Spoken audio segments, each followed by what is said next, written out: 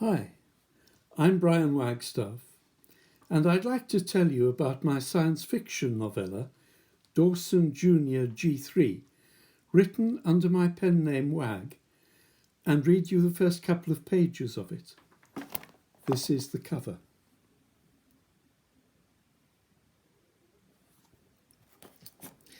It's a science fiction novella set in the 24th century, a time when people obsess about comfort, safety, and the avoidance of risk. To provide safety in the home, people in this society rely on a protection system capable of resisting any threat and pulverizing any would-be intruder. This system is run by an artificially intelligent door called Dawson Junior G3. To provide comfort, people have robots known as companions, indistinguishable from human beings except for a tiny hole between the collarbones, which is the socket for the solar cloak used to recharge them. The companions do household chores and satisfy their owners' every need, including their sexual whims and desires. Companions live to keep their owners happy. They are never not in the mood for sex, are better lovers than real humans, and better conversationalists, having all the knowledge in the world at their disposal. So perhaps it's not surprising that men and women prefer their companions to the company of real humans of the opposite sex. But the one thing companions can't do is have or make babies, and the population is plummeting.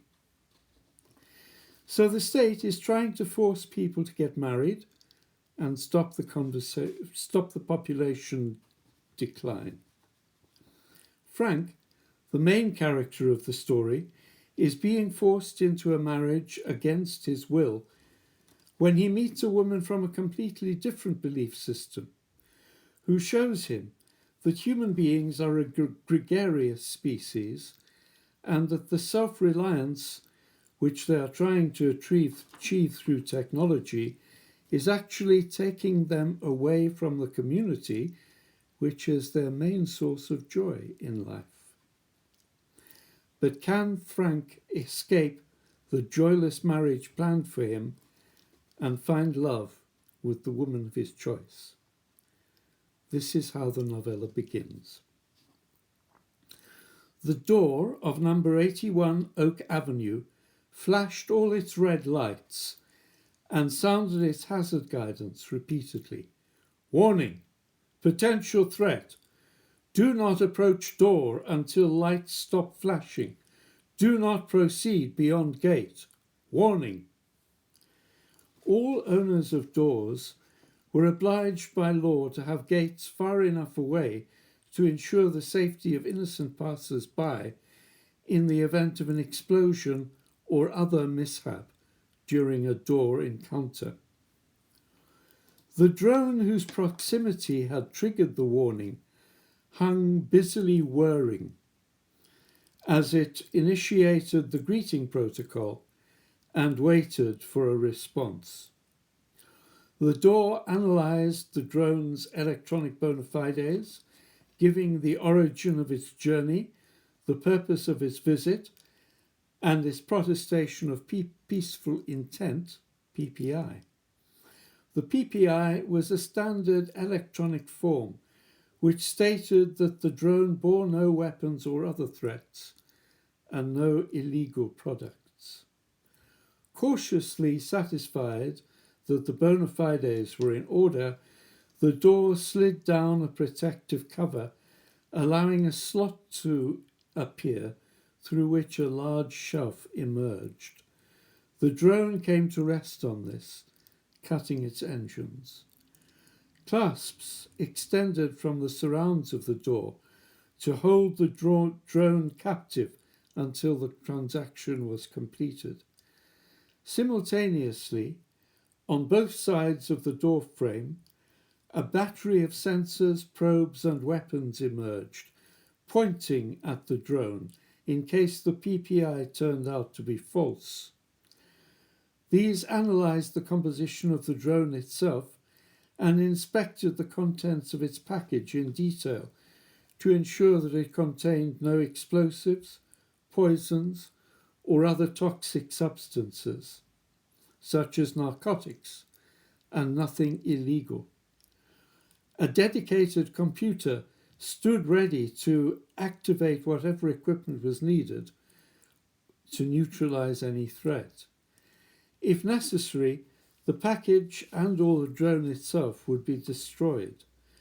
The means of doing so included, among a range of other options, controlled explosion, disassembly, the defusing of any bomb, or soaking with water.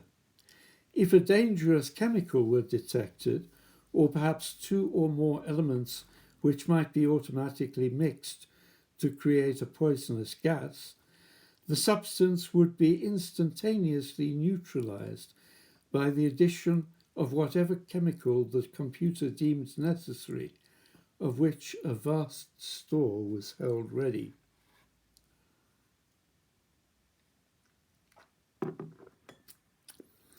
Any crime detected could be reported electronically, though this was dependent on permission from the door owner. The early days of door development had seen too many trivial incidents reported for the system yet to be trusted on this without guidance. But on this occasion, the transaction was revealed to be as innocent as the drone claimed. The clasps relaxed and retreated into the door's surrounds. The drone started its engines and whirred off, leaving its cargo behind, and the multitude of sensors, probes, and weapons retracted. Then a large flap in the door behind the shelf opened inwards. The shelf withdrew, bearing its package. The flap closed again and locked, and the slot's cover hummed up to its former protective position. And the whole system was put on standby for the next potential threat.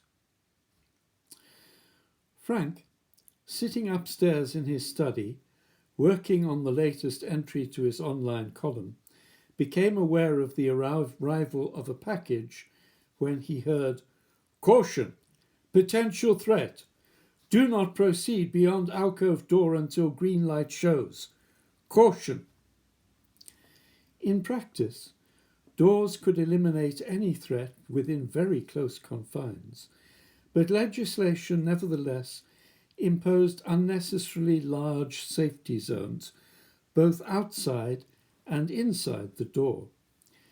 In addition to the needlessly extensive area between the door and the gate, the door owner had to have a cavernous and heavily reinforced strong room, euphemistically named the alcove, inside the door, where the danger was negligible. It was the inner door of this alcove which displayed the red or green lights according to threat levels. As a further safety measure, the inner alcove door automatically locked when the lights were red. There was an override switch for the system, of course, carefully protected and passworded, but who wants to override protection? Shortly afterwards, Frank heard the further advisory. "Alcove door unlocked. Package safe to open. Contains fragrant alcoholic liquid deemed harmless unless imbibed. Apply externally and do not drink. Repeat, do not drink." 10 years ago, on hearing a package fall onto his welcome mat, Frank might have run downstairs eager to discover what goodie awaited him. But that was before he had acquired a door, Dawson Junior Registered Trademark G3, to give it its exact name. Now his lack of enthusiasm was obvious as he went into the alcove and unwrapped the bottle of aftershave which his Aunt Lucy had sent. It was his 39th birthday, so the arrival of a present was no surprise. He wondered if the door had something to do with his recent low moods. I hope you enjoyed the excerpt I read. Dawson Junior G3 is a fast-moving story with romance, sex, action, plenty of comedy, and food for thought about where technology, especially artificial intelligence, may take us. It's available from the Breaking Rules website for $12, or if you live outside the US, from Amazon for £9.21, or the equivalent in your currency. Bye.